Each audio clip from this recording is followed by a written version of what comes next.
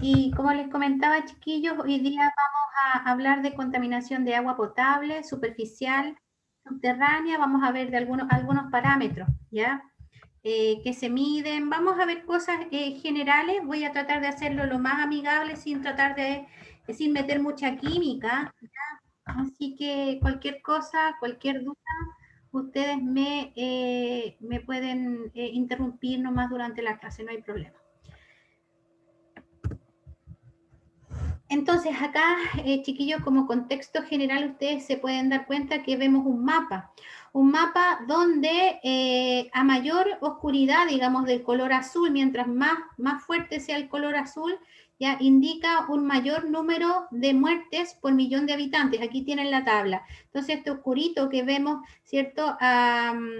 En África, mayormente, a excepción creo de Egipto, ¿cierto? Tenemos una tasa de muerte entre 500 a 1050 muertes por millón de habitantes, ¿ya?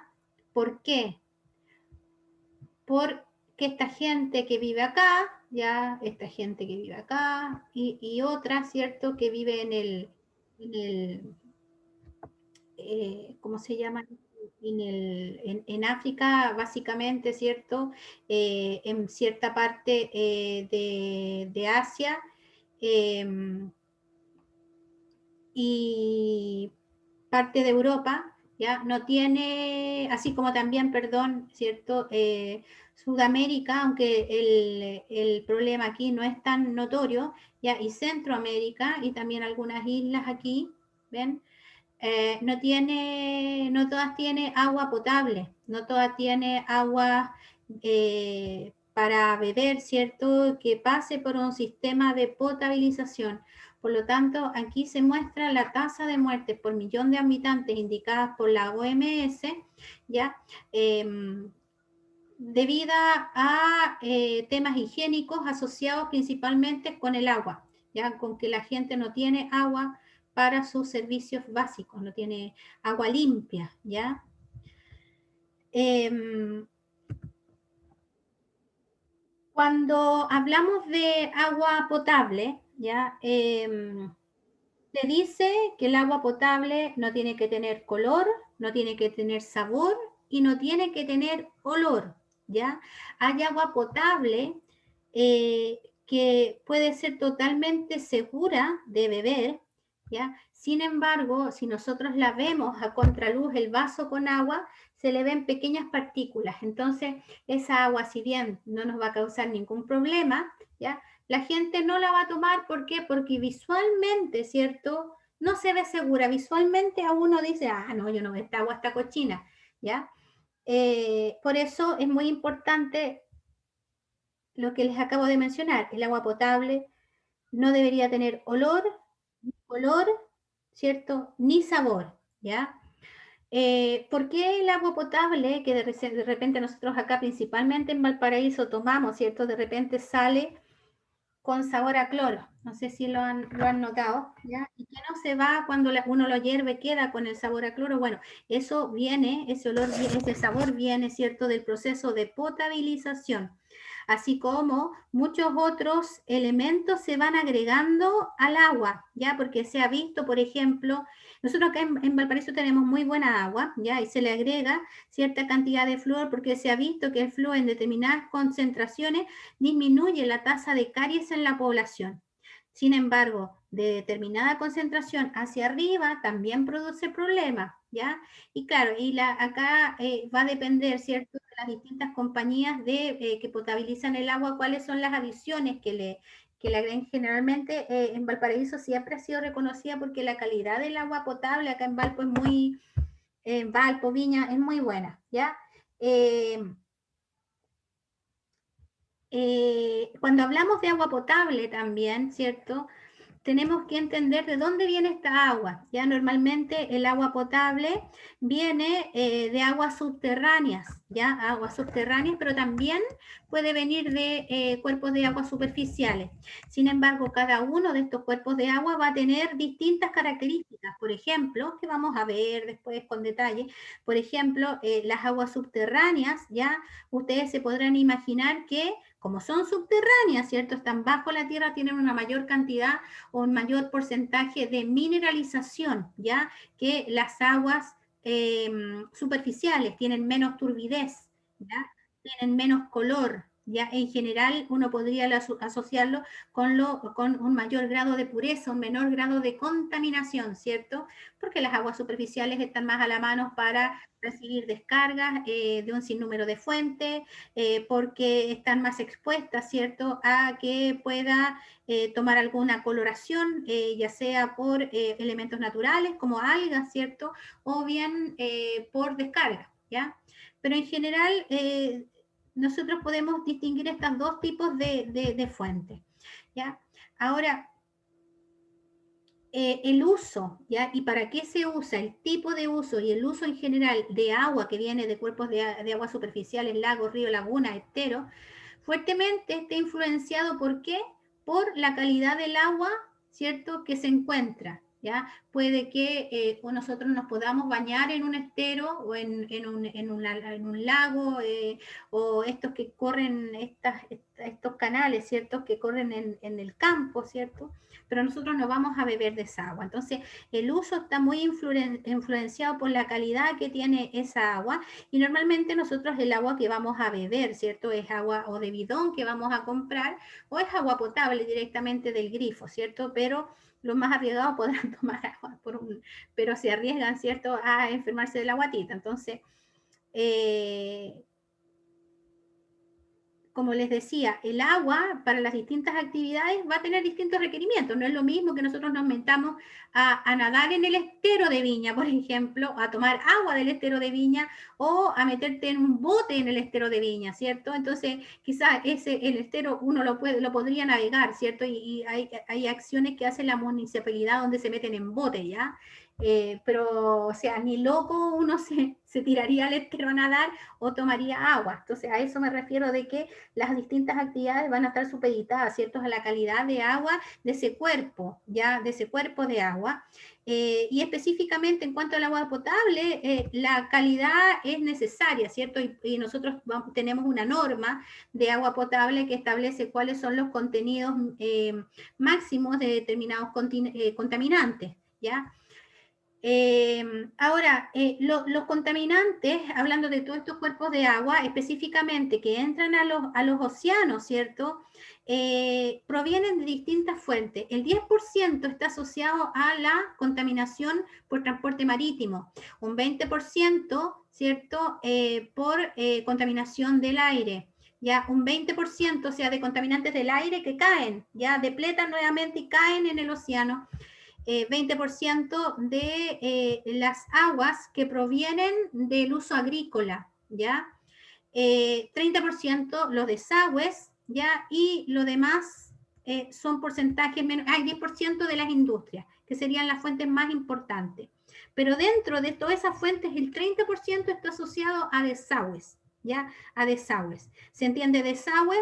Las aguas que descargan, ¿cierto?, con residuos orgánicos que vienen de las casas, ¿ya? Y estas aguas normalmente no deberían contener más que restos orgánicos, ¿cierto?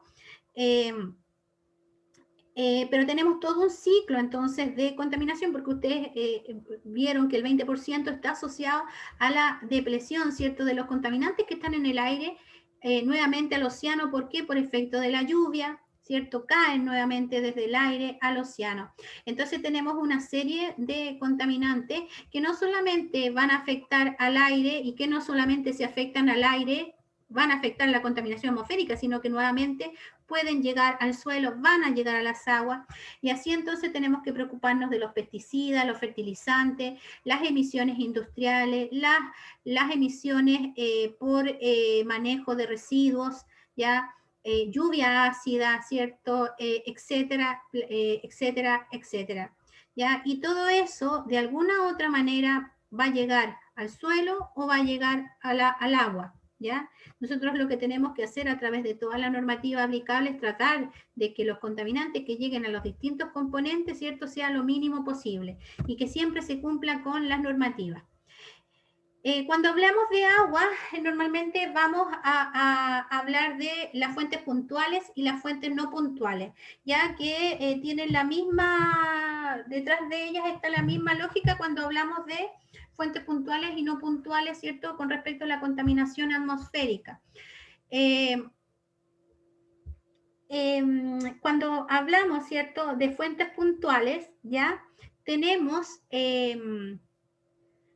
por ejemplo, los contaminantes que vienen de las casas, los desagües de las casas, las aguas residuales municipales, ¿cierto?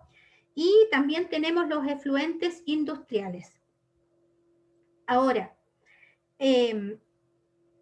¿por qué estas fuentes son consideradas fuentes puntuales? Porque si bien son distintas casas las que van descargando, ¿cierto? Pensemos en la red doméstica, ¿cierto? Nosotros acá el desagüe ya va a un colector y se une con el desagüe de otras casas y así, pero eso no se tira directamente al mar, ¿ya? Eso va a una planta de tratamiento que descarga al mar. Y como la descarga viene, ¿cierto? No de casa a casa, sino que de una planta donde se trata para poder descargar, ¿cierto? Como los emisarios submarinos, es una descarga puntual, porque descarga en un solo punto a una distancia, ¿cierto? Determinada de la costa y una cierta profundidad. También los residuos industriales. ¿Por qué? Porque los residuos industriales, a no ser que la industria no esté cumpliendo con la normativa, ¿cierto? Tienen que ser tratados. Tienen que ser tratados, ¿cierto? Y todos estos efluentes, ¿cierto? Entonces se van a ser descargados, ¿cierto? Después de su tratamiento en un punto. Y por eso entonces se consideran fuentes puntuales. ¿Ya? Ahora, dentro de los principales contaminantes, ya, que tenemos asociados a distintos tipos de fuentes puntuales, ya, que son las fuentes que están acá, que están más a la izquierda en su tabla, ya, tenemos, como les decía, la descarga, ¿cierto?, los desagües domésticos y las aguas industriales como fuentes puntuales. Y dentro de esto vamos a ver distintos contaminantes, ya, de los cuales vamos a ir hablando. Por ejemplo, las fuentes industriales, miren, pueden ser una fuente de calor, por eso que se habla de que cuando una descarga de una industria está sobre cierta temperatura, o sea, está tantos grados o tantas centésimas de grado de la fuente, el cuerpo donde está descargando puede provocar graves daños al ecosistema, porque en los ecosistemas, ¿cierto? Se puede causar daño a la flora, a la fauna que forma parte de ese sistema con pequeñas variaciones en la temperatura. Entonces imagínense que nosotros, industria, estamos descargando agua a, no sé, 40 grados Celsius en un cuerpo de agua superficial cuya temperatura promedio es 30 grados Celsius. A eso se refiere con una contaminación por calor.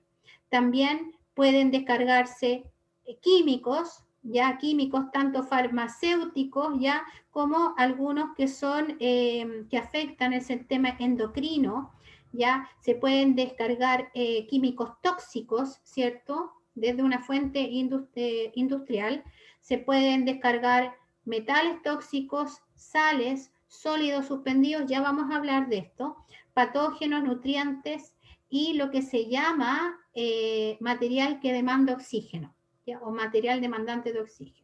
Y acá también tenemos identificados los contaminantes que podrían venir en una descarga, ¿cierto?, doméstica, ¿ya? Que deberían ser básicamente ya los restos orgánicos, o sea, material que demanda oxígeno, nutrientes, patógenos, sólidos suspendidos, ¿ya? Pero también podemos encontrar que la gente bota medicamentos, bueno, y bota una serie de otras cosas más. Por lo tanto, podemos encontrar productos personales, ¿cierto?, de cuidado personal, ¿ya? Farmacéuticos, ¿cómo se llama? Medicamentos, algún otro tipo de medicamento, ¿cierto?, específico que afecta al sistema endocrino, etc. Y con respecto al agua, también destacamos la existencia de fuentes no puntuales. Y las fuentes no puntuales, ¿cierto?, se dividen tanto en las descargas agrícolas y las descargas urbanas, ¿ya? Entonces vamos a hablar por qué se habla de que una descarga agrícola es una fuente no puntual y esto aplica también a las descargas urbanas. ¿Por qué? porque, por ejemplo, esto es un arroyo que cruza una serie de hectáreas de campo, ¿ya? De campo. Entonces, ¿qué es lo que pasa? Que el vaciado de las aguas agrícolas de los distintos predios, ¿cierto? Se considera una descarga desde de distintas cañerías, ¿cierto? Cada una de las, por ejemplo, de los predios va a ir descargando en un punto en este mismo arroyo, ¿ya? En este mismo arroyo. Por eso que se considera que es una fuente no puntual, porque recibe digamos, colector final que viene siendo este arroyo verde, ¿cierto? Que está súper contaminado, viene recibiendo descargas de los distintos predios agrícolas en distintos puntos a través de su recorrido. Lo mismo pasa con una ciudad. En una ciudad, imagínense, un río que cruza una ciudad, ¿cierto? Y que este río descarga al mar, ¿ya? Y por ese motivo, ¿cierto? Esta ciudad está diseñada de manera de que se descarga directamente. Entonces uno podría decir que las casas descargan al río, los edificios, por otro lado, descargan al río y los pueden considerar como entes aparte, cada uno como un ente individual. Por acá hay una granja que descarga el río, entonces también este río va a recibir distintas, ¿cierto? Distintas, ¿cómo se llama? Aportes, ¿ya? Distintos aportes. Es como lo que les decía yo, pues, de las casas en una ciudad, las casas van aportando con el desagüe a un colector. Si nosotros miramos, ¿cierto? Esas casas y ese colector, antes de descargar al mar, uno puede decir que ese sistema son fuentes no puntuales. ¿Por qué? Porque ese colector, al igual que este estero, va recibiendo descarga de las casas, ¿cierto? En distintos puntos, porque todas las casas quedan una al frente de la otra, o de la otra, una al lado de la otra. Pero sin embargo, este río o este colector, ¿cierto? Va a una planta de tratamiento y esa planta de tratamiento descarga en un solo punto, por lo tanto, esa es descarga puntual, ¿ya? Y bueno, también podemos, o se han identificado, ¿cierto?, los principales contaminantes en estas categorías de fuentes no puntuales, ¿ya? Ahora, ¿cuáles son las propiedades básicas del agua y sus unidades que nos importa, ya, para cuando hablemos de contaminación de agua? Una de las más importantes, ¿cierto?, porque el agua es un fluido, es la densidad, que es la masa por unidad de volumen, ¿cierto? Y el peso específico, que viene siendo la densidad por la aceleración de gravedad, ¿ya? ¿Cierto? Y esto, bueno, me imagino que ya lo conocen, y la gravedad específica, que viene siendo S o SG, ¿cierto? Que es la razón entre la densidad de la sustancia y la densidad, en este caso es agua, ¿ya? Y la densidad de referencia, que vendría siendo agua a 4 grados Celsius, que se considera 1000 kilogramos por metro cúbico. Entonces, hablamos de 3 propiedades básicas del agua: densidad, ¿cierto?, peso específico y, por otro lado, gravedad específica. Pero también necesitamos, ¿cierto?, conocer cuál es la resistencia que ofrece al movimiento, ¿cierto?, esta sustancia. No sé si ustedes han escuchado hablar de viscosidad, ¿ya? La viscosidad, no vamos a entrar en la teoría, ¿tuvieron mecánica de fluidos? Sí, profe. Sí, tuve. Entonces, ¿cierto? La viscosidad básicamente es la resistencia que ofrece un fluido al movimiento. ¿Se acuerdan que es el esfuerzo tangente dividido por el área por el área transversal, y que se lo enseñan con una plaquita fija abajo, una plaquita en movimiento, ¿cierto? Y viene el esfuerzo de corte tau, y ese define, ¿cierto?, digamos, lo que se grafica es el esfuerzo de corte contra el de I la velocidad, digamos, el de I de T, y les sale una línea recta, y hablamos entonces de que es un fluido newtoniano. Bueno, el agua es un fluido newtoniano, tiene un comportamiento lineal, ¿ya? Con respecto al esfuerzo de corte y la velocidad. Y esa pendiente que se forma en esa línea recta es la famosa viscosidad dinámicas, que llamamos mu, como la vaca, mu, ¿cierto? Y venía a definirse también otra viscosidad, que es la viscosidad cinemática, nu, ya que tiene que ver con la resistencia al movimiento que ejerce este fluido, pero ahora bajo la acción de la gravedad.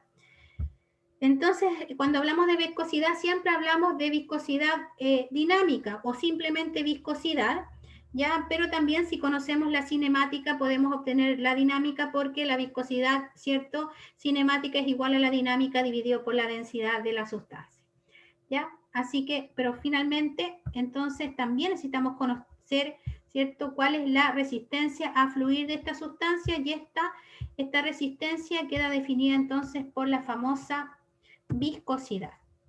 Entonces, aquí vemos un vaso de agua, ¿ya? Como les decía, un vaso de agua potable. Este vaso de agua, ¿qué tendría que tener? ¿Qué no tendría que tener? Bueno, no puede tener color, no puede tener olor, no puede tener sabor, ¿cierto? ¿Debería tener arsénico? No, ¿ya?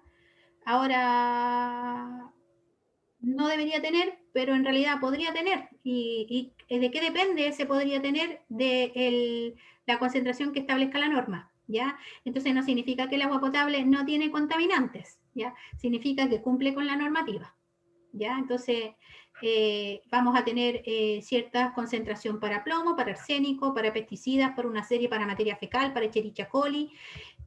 No significa que el agua que nosotros tomamos es totalmente libre de contaminantes, significa que cumple con la norma, ¿ya? Y que por lo tanto la norma está hecha de manera que si tiene contaminantes están a una concentración tal de que no tiene efecto, ¿cierto?, sobre los organismos de las personas que van a beber esta agua. Por lo tanto, vamos a ver la normativa, vamos a verla con... vamos a ver, digamos, qué es lo que establece en términos general, ¿ya? Pero siempre quédense con esa idea: el agua potable no tiene que tener olor, no tiene que tener color, no tiene que tener sabor, ¿ya? Ahora, las sustancias que existen en el agua, ¿ya? Específicamente en un cuerpo de agua superficial, en un cuerpo de agua subterránea, ¿ya? Se clasifican, ¿ya? Se clasifican en 3 categorías: como partículas suspendidas, como partículas coloidales o como partículas disueltas, ¿ya? Las disueltas vienen a ser las más chiquititas, ¿ya? Las siguen las coloidales y las siguen las suspendidas. Nosotros, a ojo descubierto, las que podemos ver son las suspendidas, ¿ya? Ay, esperemos un poquito, chiquillos, disculpen. ¿Qué pasó? Chile tiene... Chile, aquí Héctor me pregunta, ¿Chile tiene diferentes normas dependiendo de la zona, norte-sur, centro-sur? Lo pregunto porque por las noticias he visto que el agua del norte es muy diferente a la del centro, mucho más sucia. Bueno, dicen que el agua del norte tiene arsénico, mucho más... Sí, eso lo vamos a hablar. No, la norma, Héctor, la norma para agua potable es de todo el territorio nacional. Sin embargo, y tal como tú lo dices, la calidad del agua varía enormemente en nuestro país. ¿Por qué? Por lo mismo que dices tú. En el norte existe un grado de mineralización mucho mayor que en el sur, ¿cierto? Las aguas más limpias las tenemos en el sur. Las aguas, ¿cierto?, no sé si más contaminadas, pero sí más duras, las tenemos en el norte.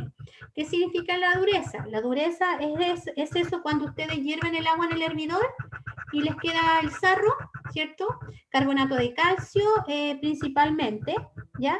Y vamos a ver un mapa, ya no sé si esta clase o la próxima, donde vamos a ir viendo la cantidad de dureza ya que tiene el agua.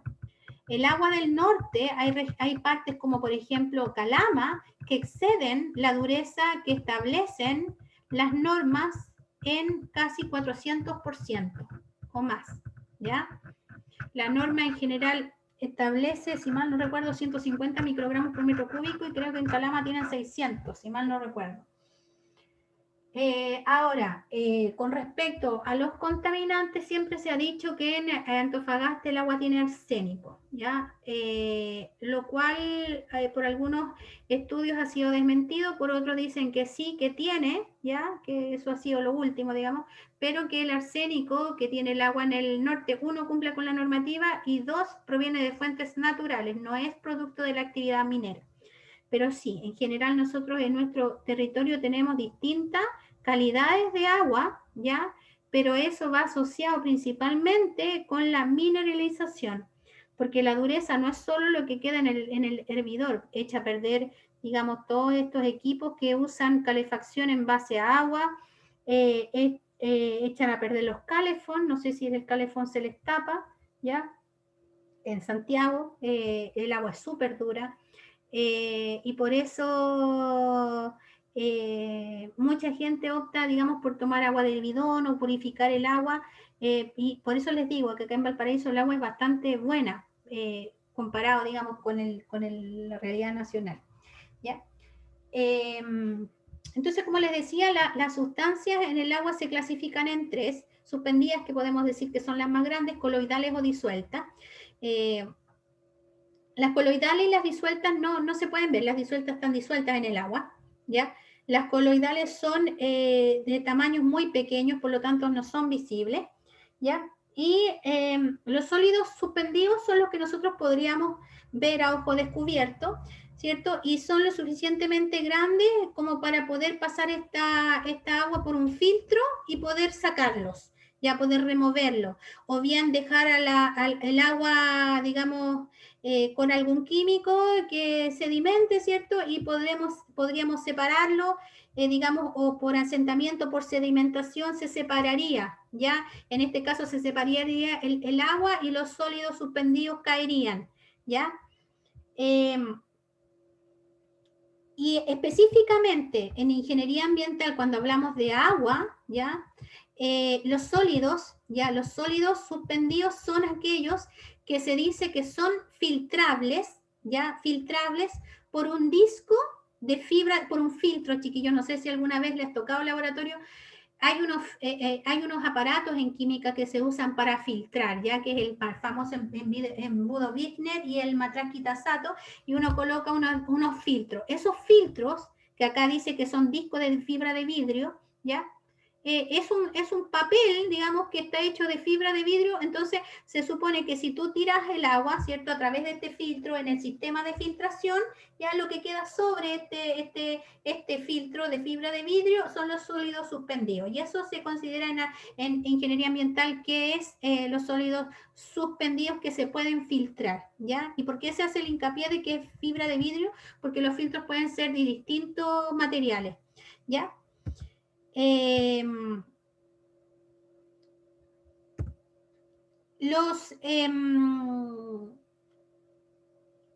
Bueno, y los sólidos suspendidos, ¿cierto? En general entonces podemos eliminarlos. ¿Por qué?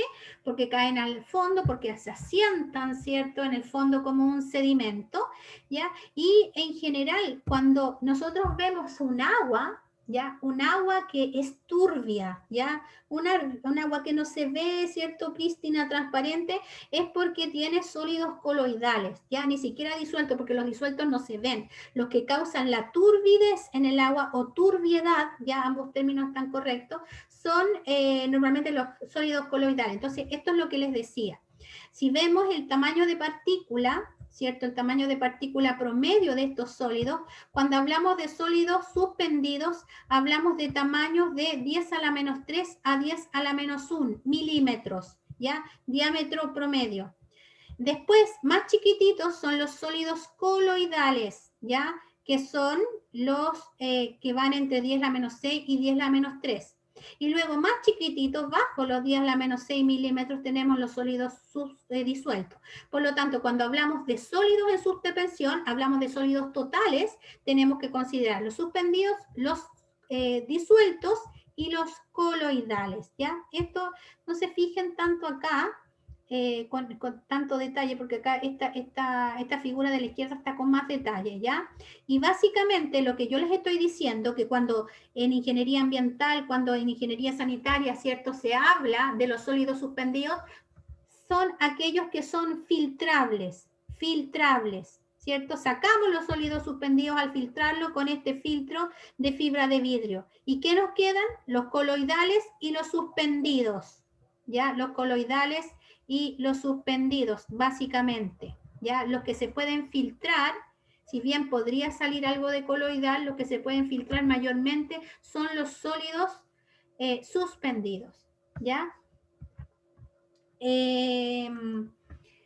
Y como les decía, la turbidez de un agua, ya la turbidez está asociada principalmente a los sólidos coloidales, ¿ya? Ahora, cuando una sustancia la tenemos, cuando estamos hablando de sólidos disueltos, cuando estamos hablando como disolvemos, por ejemplo, el polvo de un jugo en el agua, ¿cierto? El polvo de un jugo en el agua que le da sabor, le da color, ¿ya? Significa que este jugo, este polvo se dispersó homogéneamente por toda la solución, por eso nosotros lo batimos para disolver todo y queda, si nosotros lo hacemos en una jarra transparente, el jugo, ¿cierto? El jugo en sobre queda con el jarro que tiene 1 litro de agua, toda el agua queda coloreada uniformemente, ¿cierto? ¿Por qué? Porque ese polvo que disolvimos, ¿cierto? Se dispersó homogéneamente por el líquido, ¿ya? Específicamente en el caso del agua, los sólidos disueltos pueden ser átomos simples, ¿ya? Por ejemplo, podemos hablar de un átomo de calcio o pueden ser compuestos moleculares más complejos, ¿ya? Ahora, cuando nosotros queremos eliminar un sólido disuelto de solución, eso no lo podemos hacer por filtración. ¿Ya? Cuando nosotros queremos eliminar una sustancia, ¿cierto? Que no se puede eliminar por filtración, como los sólidos disueltos, lo tenemos que hacer a través de procesos, ¿ya? Y uno de estos procesos es la destilación, ¿ya? La destilación, otro es la precipitación, la absorción, la extracción, ¿cierto? O el paso de esta solución a través de membranas iónicas. ¿Qué significa? Que una sustancia disuelta no puede ser eliminada de esa solución sin llevarla a un cambio de fase, ¿ya? No puede eliminarse sin cambiar de fase. Por eso que estamos hablando de procesos como destilación, que van a separar una parte como líquido y otra parte como vapor, como precipitación, que vamos a agregarle algo, ¿cierto? Algo, y vamos a hacer que precipite entonces un tipo de elemento desde la solución, o lo vamos a absorber ya en otro elemento, o lo vamos a extraer a través, puede ser por ejemplo de un solvente orgánico, o lo vamos a pasar a través de una membrana, ¿ya? Que va a dejar pasar algunos iones y a otros no, ¿ya? Entonces, los sólidos suspendidos los sacamos por filtración. Los sólidos disueltos los tenemos que sacar por procesos que involucren cambios de fase, ¿ya? Ahora, las partículas coloidales, ¿cierto? Que son las que nos quedan, son las que están entre medio, ¿ya? Entre los sólidos suspendidos y, ¿cierto? Estos sólidos disueltos, ¿ya? Pueden ya ser removidos los sólidos coloidales por procesos físicos, ya técnicas del laboratorio, que involucren la aplicación de velocidades muy altas o fuerzas muy altas, ya, por ejemplo, igual que como se centrifuga la ropa, ya, existen equipos que a través de la fuerza centrífuga, no sé si ustedes han usado alguna vez una centrífuga de laboratorio, donde se colocan los tubitos, ¿cierto? Los tubos de ensayo en una cosita, en un aparatito chiquitito que parece nave espacial y da vuelta, pero da vuelta a una velocidad muy, muy, muy rápida, tan rápida que logra separar, ¿ya? Separar por un medio físico, ¿cierto? Unas partículas de otras. O sea, uno ve después de tubo de ensayo y abajo, ¿cierto? Quedan separadas ciertas partículas. Así se pueden separar las coloidales, ¿ya? Así como también, ¿ya? Lograrlas pasar bajo una filtración a alta presión. Ya cuando hablamos de sólidos suspendidos y la filtración es una filtración normal, chiquillos, a presión atmosférica. ¿Ya? Para las partículas coloidales hay que aplicarle una fuerza externa. Sí, se usa para hacer las plaquetas, no sé específicamente, sé que lo usan para hacer los análisis químicos de la sangre. Específicamente qué analizan, no sé. Si tú me dices, ¿Profe? dígame. ¿De qué orden son las presiones que dice que hay que ponerle a estas filtraciones para coloidales? Normalmente se filtra al vacío. Son presiones negativas, porque el filtro hace succión. O sea, se chupa. Entonces, de manera que lo que vas a separar queda arriba.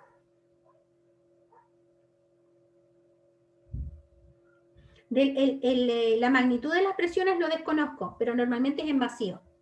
O sea, son presiones bajo la presión atmosférica.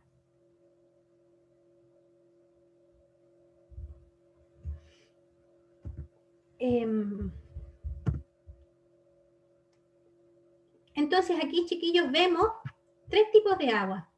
Un agua transparente, ¿cierto? Que podría ser claramente un agua potable, ¿ya? Sin color, sin olor. Bueno, no puedo usar, supongamos que no tiene olor, ¿ya? Espérense. Ahí sí. Ya. Profe, le recuerdo. Sí. Gracias.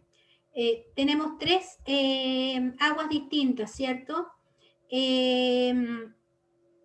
Esta, ¿ven? No sé si la alcanza a ver claramente. Aquí se ve que hay sólidos disueltos. ¿Por qué? Por la que la parte superior se ve más clarita que la de abajo. Probablemente esto, si lo dejamos un tiempo, ¿cierto? Va a sedimentar y quizás si lo filtramos va a quedar más amarillito, ¿cierto? Pero hay ciertas características que no se pueden eliminar del agua sin, como les decía, llevarlo a un proceso físico. Imaginemos que acá solamente los sólidos disueltos están dando color a esta agua. Entonces, para eliminarlos y para llevarla a un agua transparente, vamos a tener que cambiar de fase. ¿Por qué digo que sólidos disueltos y no coloidales? Porque el agua se ve uniforme, pero no se ve turbia, ¿ya?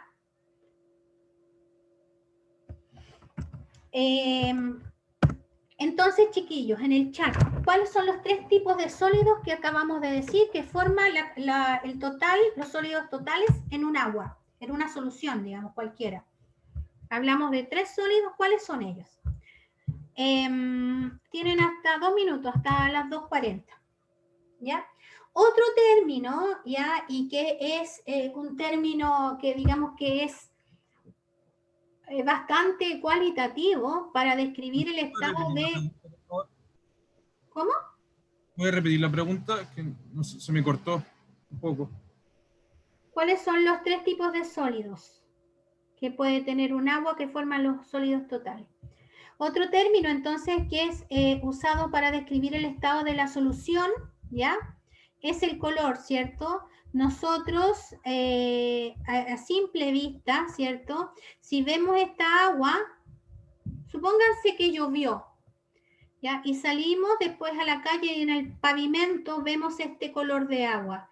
Claramente esto nos indica que esta agua posiblemente está contaminada o por lo menos tiene un elemento, ¿cierto?, que no debería estar allí y que posiblemente ha sido, ¿cierto?, contaminado por alguna actividad antropogénica.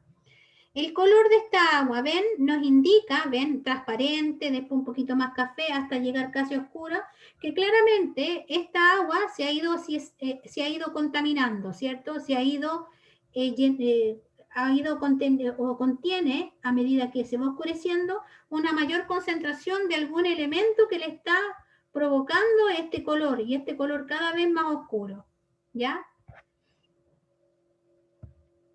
Perdón. Entonces es el color en general, ¿cierto? El color es en la mayoría de las veces, no siempre, producto ya de sustancias coloidales, pero también puede ser sustancias disueltas. Ahora, el color, como les decía, para el agua se hace una prueba que es bastante cualitativa, que se llama, es un estándar API, ¿ya? Son unos kits que se compran, ¿ven? Que está para distintos tipos de agua, para agua de mar, para agua dulce, ¿ya? Y a través de distintas adiciones de químicos, nosotros podemos ir viendo, ¿cierto?, cómo reacciona esta agua y qué color va tomando bajo la adición de distintos ciertos químicos que les vamos añadiendo según lo que nos indica el kit, ¿ya? Entonces, por ejemplo, este es un kit para agua dulce, ¿ya? Y nos indica, ¿ya? Acá le vamos a añadir, por ejemplo, un aditivo A y el agua puede tomar estos colores. Entonces, si toma el color amarillito, es que el pH de agua es cercano a 6. Si toma un color verdoso, es porque es cercano a 6,6. Y así toma un color azulado, es porque ya es superior y cercano a 8.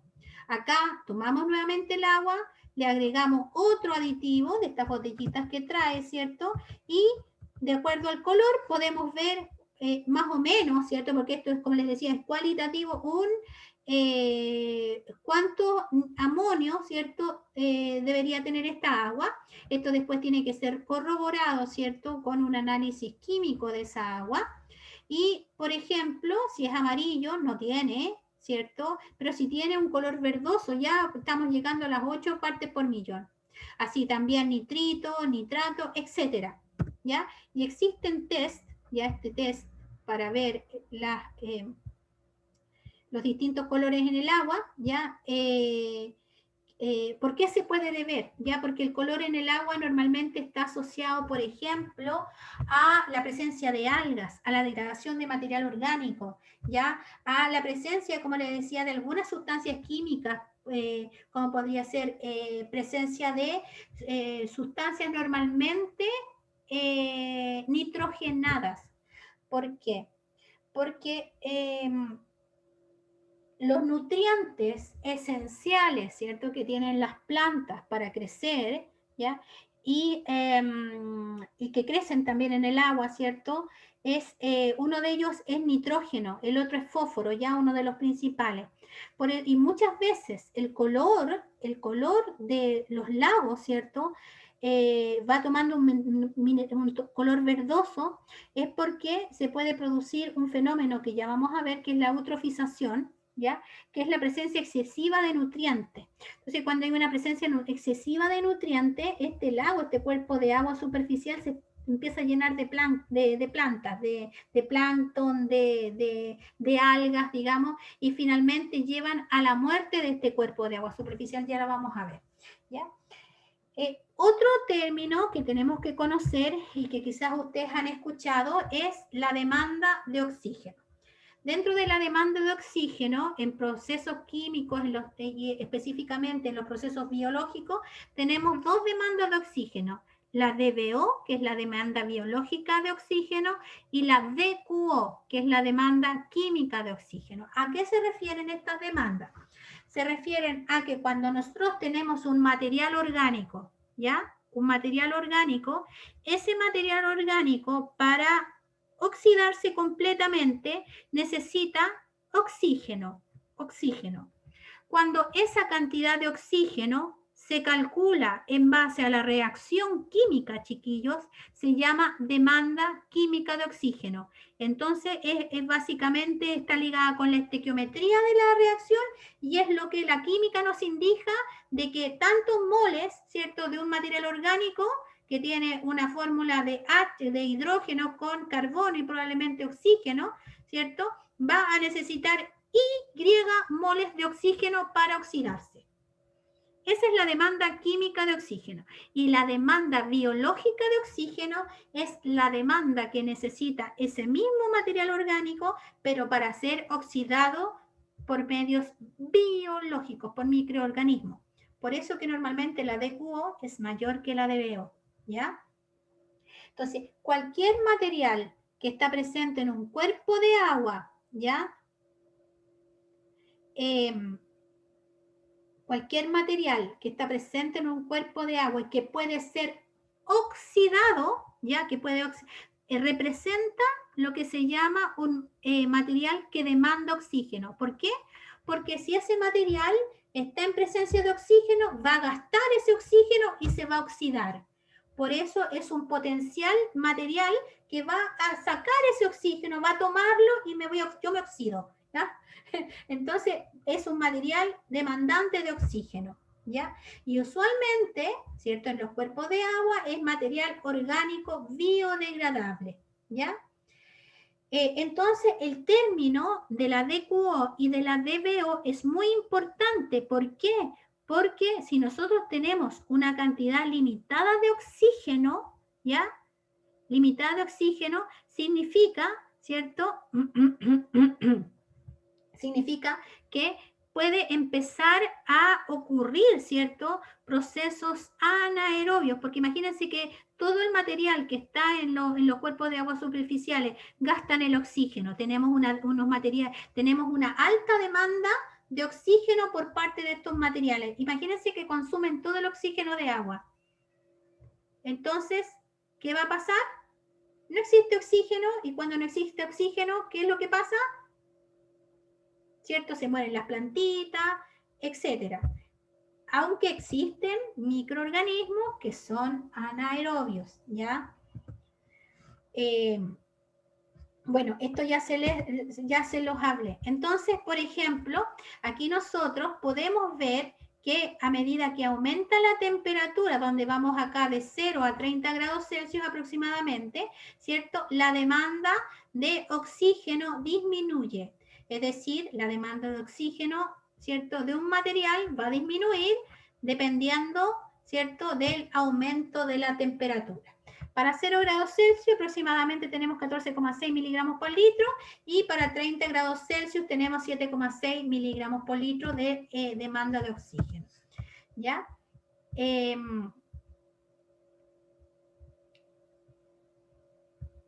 Entonces, cuando hay insuficiencia de materia orgánica, cuando hay insuficiencia de oxígeno, ¿ya?, o déficit de oxígeno en un agua, ¿ya?, significa, ¿cierto? Significa que quizás no va a alcanzar el oxígeno para todo el material demandante de oxígeno que existe ahí, ¿ya? Entonces, la demanda de oxígeno de un agua es la cantidad de oxígeno que es consumido por esa agua durante un tiempo, y se mide en miligramos por litro. Pero el agua, ¿quién lo va a consumir dentro del agua? Bueno, todos los materiales demandantes de oxígeno, ¿ya? Y esta demanda de oxígeno se divide en demanda química y en demanda bioquímica o biológica. La química es la que se necesita por una reacción redox de oxidación, ¿cierto?, de un determinado material orgánico, y la bioquímica es la que necesita ese mismo material, pero, ¿cierto?, considerando la degradación por parte de microorganismos, ¿ya? Y con los nutrientes voy a terminar. Los nutrientes, chiquillos, son necesarios para la vida, ya en el planeta de las plantas, ¿cierto?, de los animales, pero también de las plantas que están bajo el océano, bajo los ríos, bajo los lagos, etc. Pero también, si bien son necesarios para el crecimiento, son una gran fuente de preocupación, principalmente, como les decía, el nitrógeno y el fósforo. ¿Por qué? Porque cuando estos nutrientes, principalmente el nitrógeno y el fósforo, resultan ya en concentraciones excesivas, ¿por qué? Por actividades antropogénicas, las plantas comienzan a poblar, empiezan a crecer en exceso, ya proliferan, ¿cierto?, estas algas, ¿ya? Y estos ríos empiezan a colocarse verdes, ¿se dan cuenta? Miren, esta es una vista aérea de un río, ya que está comenzando con el proceso, ¿ven?, con el proceso de la eutrofización natural, ¿ya? Es el crecimiento de las algas, ¿ya? Este río ha sido completamente cubierto de algas, ya no queda agua prácticamente, y todo esto se convirtió en una especie, ¿cierto?, de suelo verde, de musgo, ¿ya?, en que se transformó este lago, este río. ¿Por qué? Porque todo estaba bien, ¿cierto? Hasta que por algún motivo el fósforo y el nitrógeno, y normalmente esto está asociado a actividad antropogénica, comienzan a aumentar. ¿Ya? Empiezan a salir unas plantitas, ya todo bien, qué lindo plantita, hay pececitos, ya qué rico, hay pececitos lombrices, hay vida, ¿ya? Pero el problema es que en algún momento empezó a aumentar tanto el nitrógeno que el fósforo, que los pececitos empezaron a morirse, ¿ya? Y las plantas empezaron a crecer. Empezó a reducirse el agua, ¿por qué? Porque la cantidad de oxígeno que requieren esta planta, que son materiales demandantes de oxígeno, empezó a ser consumida. Se empezó a acabar el agua, ya no hay vida, ¿cierto? A no ser las plantas, ya no hay vida, digamos, de pececitos ni de lombrices, y hasta salió un árbol, ya acá en el fondo del lago. Entonces, el pantano, el lago, lo que sea, se seca, aparecen arbustos, matorrales, ¿cierto? Plantas, básicamente, que empezaron a crecer por esta concentración desmedida que hay de nitrógeno y de fósforo, ya que son nutrientes para el crecimiento de las plantas. Y este proceso que ven acá, ¿cierto? Se llama eutrofización, ¿ya? ¿Y qué se puede dar naturalmente? Ya, chiquillos, vamos a quedar acá en esta clase. El martes vamos a seguir viendo la calidad, ¿cierto?, del agua, las características químicas, y después vamos a pasar al proceso de potabilización, ¿ya?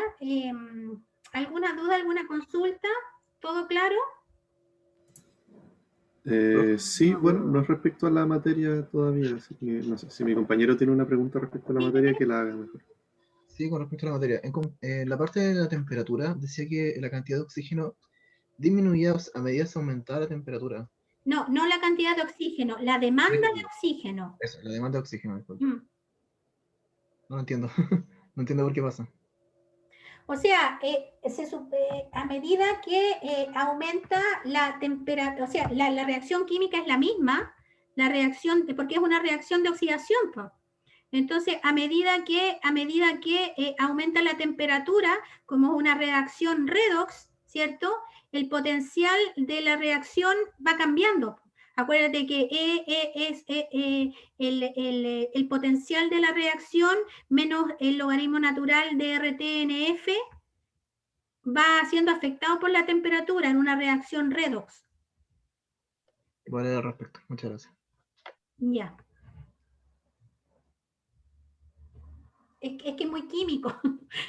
Las reacciones redox, que son las de óxido de reacción, tienen que ver con lo que se llama potencial estándar de reacción, ¿ya?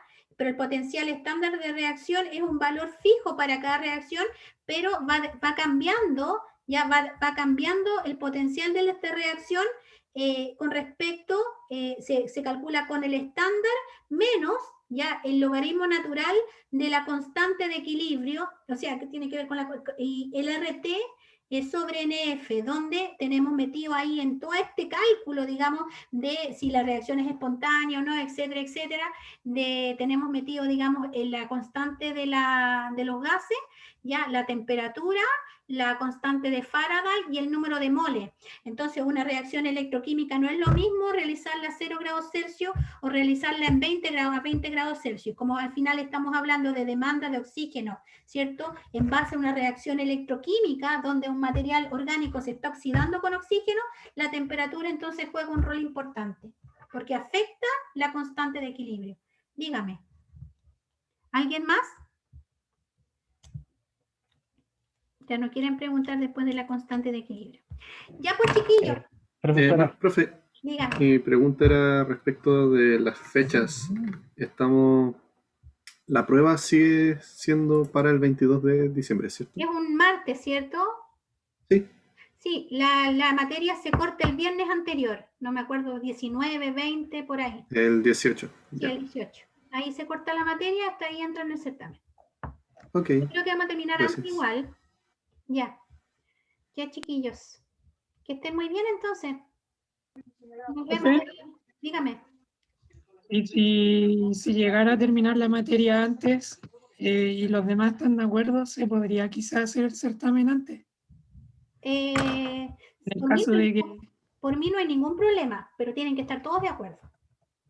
Sí, sí. Ya. Profe, una duda respecto a las recorrecciones. Dígame, las recorrecciones de los informes están todas listas, no las he subido, les voy a subir la recorrección de los informes con la rúbrica y la hice con colores, entonces van a poder ver la evaluación 2 y la evaluación 1. ¿Contesté tu pregunta, Héctor, o es algo particular? Otra cosa, dímelo. Sí, profesora, disculpe, es que nosotros éramos el del grupo, el del PDF, el grupo 13. ¿Ya? ¿Y? No, quería consultarle si lo había visto o Sí, no ya lo había revisé visto. todos los informes. Hoy día yo creo que voy a subir las notas. Ah, ya. Vale, profesora, muchas gracias. Mando un mensaje, ¿ya? Vale, profesora, muchas gracias. Todo revisado. Ya pues, chiquillos, me voy para no llegar atrasada. Que estén muy bien, cuídense. Cualquier cosa me pueden mandar un mail. Chao. Chao, profesora. Chao, profe. Profesora, muchas gracias.